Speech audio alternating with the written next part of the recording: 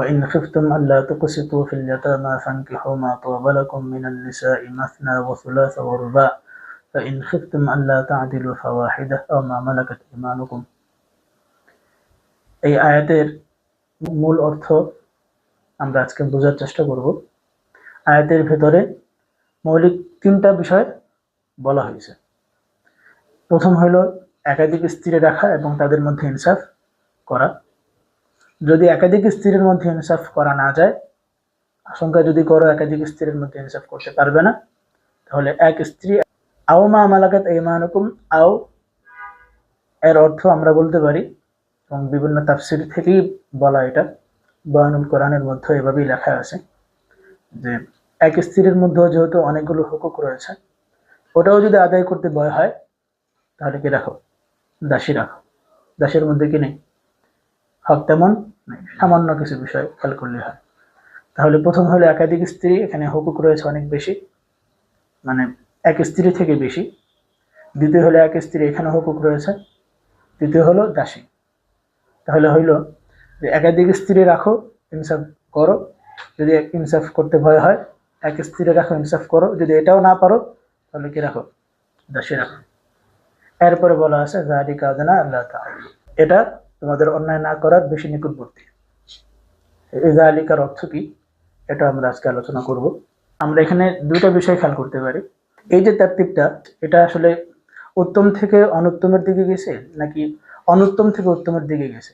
মানে একাধিক স্ত্রী রাখা উত্তম, এরপরে পরবর্তীটা, এরপরে পরবর্তী, নাকি উল্টা যে দাসী রাখা উত্তম, এরপরে এক স্ত্রী রাখা উত্তম, এরপরে একাধিক স্ত্রী রাখা উত্তম, নাকি সবগুলোই বরাবর, এক একজনের জন্য এক একটা? এক একজনের জন্য এক একটা, এটা ব্যক্তিগত ভিন্ন বিষয়।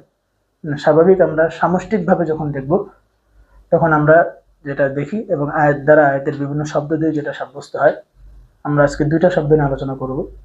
যে প্রথমটা হলো আফদল, পরেরটা থেকে, পরেরটা আফদল আর পরেরটা থেকে।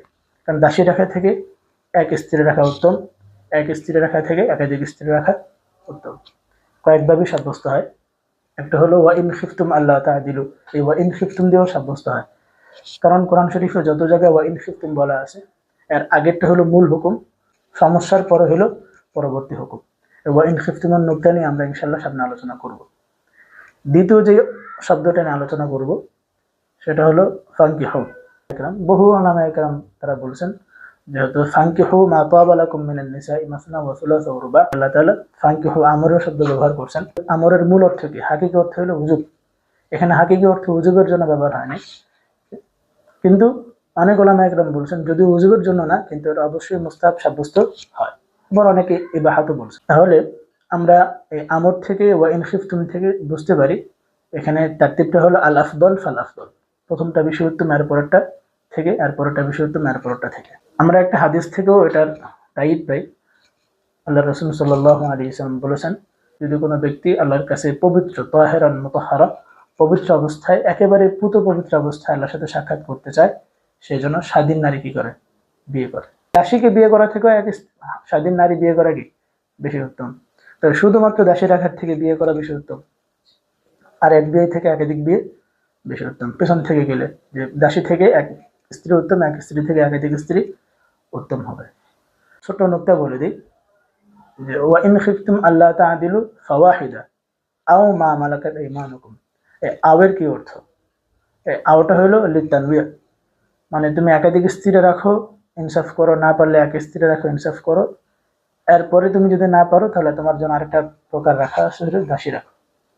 আমরা বলতে পারি ওয়া ইন খিফতুম আল্লাহ তা'দিলু বিওয়াহিদা, ওয়া ইন খিফতুম আল্লাহ তা'দিলু বিওয়াহিদা, এক স্ত্রীর মধ্যে ইনসাফ করতে যদি না পারো, মানে ইনসাফ করবে না, ভয় হয়, তাহলে দাসী রাখো। এটাও বলা যায়।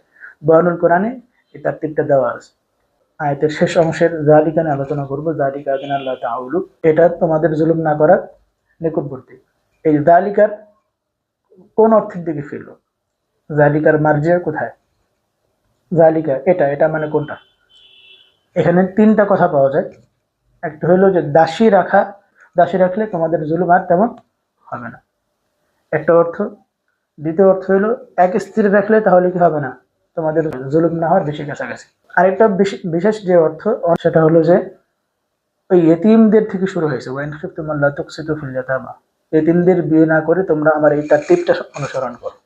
যদি এতিমদের মধ্যে জুলুম করার ভয় হয়, ওদেরকে রেখে এই পরবর্তী কাজগুলো করো। এই পরবর্তী কাজগুলো করলে তোমাদের জুলুম না করার বেশি কাছাকাছি।